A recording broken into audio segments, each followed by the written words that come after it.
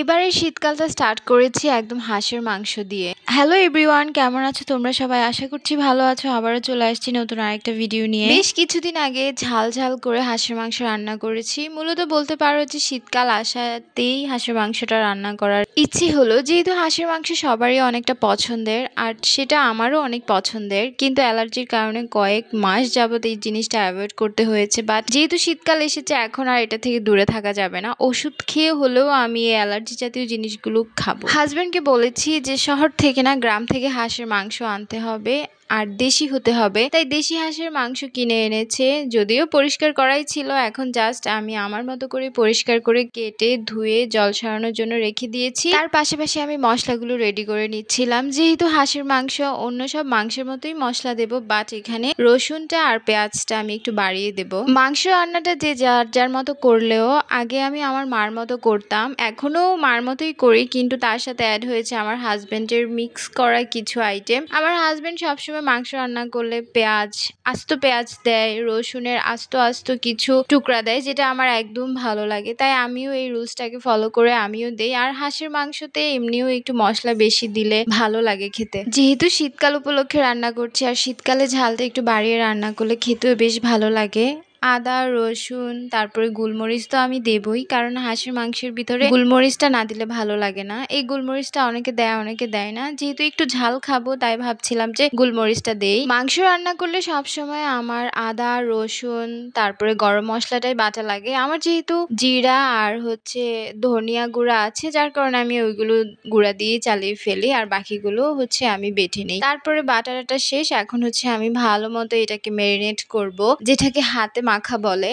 আমার এই মাখাটা এত বেশি ভালো লাগে, মাংসের মেন স্বাদই নাকি মাখার মধ্যে থাকে। সব মশলাপাতি একসাথে দিয়ে নিলাম, তারপরে তেলটাকেও দিয়ে নিলাম, একটা তেজপাতাও দিয়ে নিলাম। তারপরে ভালো করে এখন মাখার পালা। আমার মা সবসময় বলে এই মাখাটাতেই বেশি অ্যাটেনশন দেওয়ার জন্য, তাহলেই এটা বেশি ভালো হয়। এটা থেকে খুব সুন্দর একটা স্মেল বেরোয়, যেটা রান্না করার পরেও এত সুন্দর স্মেল বেরোয় না। মানে মাখার সময় যে একটা স্মেল, ওইটার কথা বলছিলাম। মাংসটাকে মেরিনেট করার পরে একটা সাইডে ঢেকে রেখেছি। এখন আলুটা ভেজে নেব। ভিডিওটা ৩-৪ মিনিটের হলেও আমার পুরাটা প্রসেসিং করতে অলমোস্ট ১১টা বেজে গিয়েছে। যেহেতু হাঁসের মাংস, কিছু না করলেও এটা বাছাবাছি করতে বেশি সময় চলে যায়। হাঁসের মাংস তো আর অনেকদিন পর খাচ্ছি, তাই ভাবছি বেশ যত্ন সহকারে রান্না করব। টেস্টটা আমার অ্যাকুরেট হওয়া চাই, আমি যেমন চাচ্ছিলাম। তাই সব মশলাগুলো একটু বাড়িয়ে বাড়িয়ে দিয়েছি, খুব সুন্দর মতো মেখে তারপরে বসিয়েছি। আশা করি টেস্টটা একদম 10 and 10 হবে।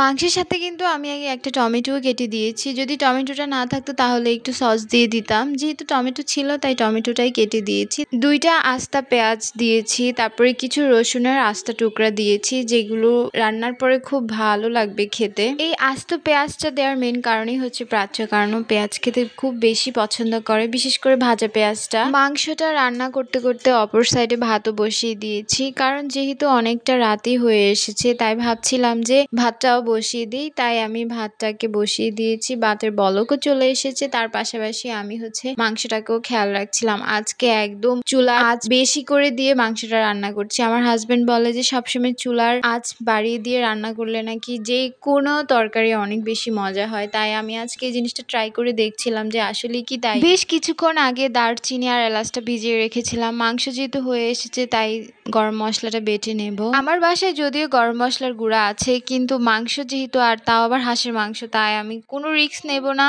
বাটা মশলাই ইউজ করবো, বিশেষ করে গরম মশলাটা, কারণ তাহলে এটা স্মেলটা অনেক সুন্দর আসবে, স্বাদটাও অনেক দারুণ হবে। আর মাংসের কালারটা দেখতে পাচ্ছেন, এত সুন্দর হয়েছে আর খেতে দারুণ হয়েছে মাংসটা। মানে আমি একদম যেমন চেয়েছি এমন। প্রাচ্য যেহেতু হাঁসের মাংস কখনো খায়নি ওই রকম ভাবে, তাই ওকে চিকেন বলে খাইয়েছি, ও অনেক পছন্দ করেছে। মানে ও তো শুধু খালি খালি মাংসই খাচ্ছিল। তো আজকের মতো এতটুকুই। আমার রান্না বান্না আপনাদের কেমন লেগেছে অবশ্যই জানাবেন।